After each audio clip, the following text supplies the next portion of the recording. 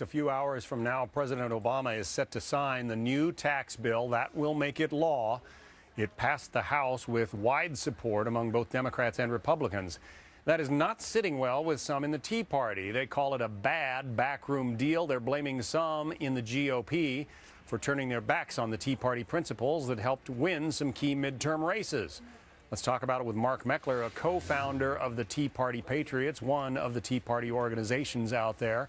Mark, some people would say, look, you got a bill run through Washington, you know, with a Democratic Senate, a Democratic House, and a Democratic president, a bill that keeps everybody's tax levels the same and in some ways cuts them next year. What's so bad about that? Well, in some ways it cuts them, but in other ways it raises them. For example, the death tax going from 0 to 35%, which will damage a lot of family farmers and family businesses. More importantly, it's process. This was business as usual in Washington, D.C. It was a backroom deal negotiated in the dead of night by powerful politicians without consultation with the people. And they came out in support of it before the bill was even written. That's the kind of thing that the voters rebelled against on November 2nd. But again, isn't half a loaf better than none in a case like this? Well, it might be, but the question is, how did the GOP come out of the gate? And from our perspective, the GOP leadership came out of the gate waving the white flag as soon as the gate went down.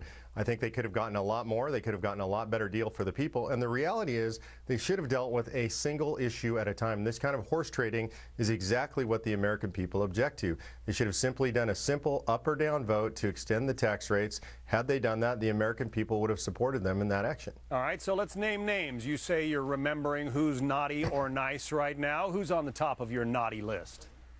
The top of the naughty list are the leadership in both houses. I think it's Mitch McConnell and John Boehner. These guys are leading by example, and what they're showing us by their example, and it's not just this bill, it's the appointment of committee chairs that don't represent Tea Party values and don't represent American values. What they're showing is they're leading us directly back to the past of the Republican Party.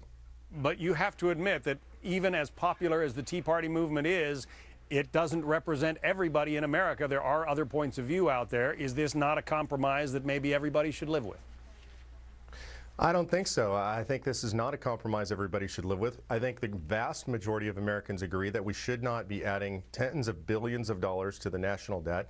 Americans know that our country is in financial trouble. It's time to stop the crazy spending. This bill didn't do that. It contained special interest provisions for folks who produce ethanol, for institutions like NASCAR. Real quickly, though, because we just have a few seconds left, but as you've heard, many Democrats say, okay, you don't want to add to the national debt, boost taxes. Well, the bottom line is that's all Democrats ever say. That's what they've been saying throughout history, and that's why we're in so much trouble. That's why productive people are having trouble producing. That's why in states like California, where the tax rates are some of the highest in the nation, they're flocking to places where tax rates are more reasonable. It's been proven conclusively time and time again, raising taxes does not fix the country. Mark Meckler, good to talk to you. Thanks.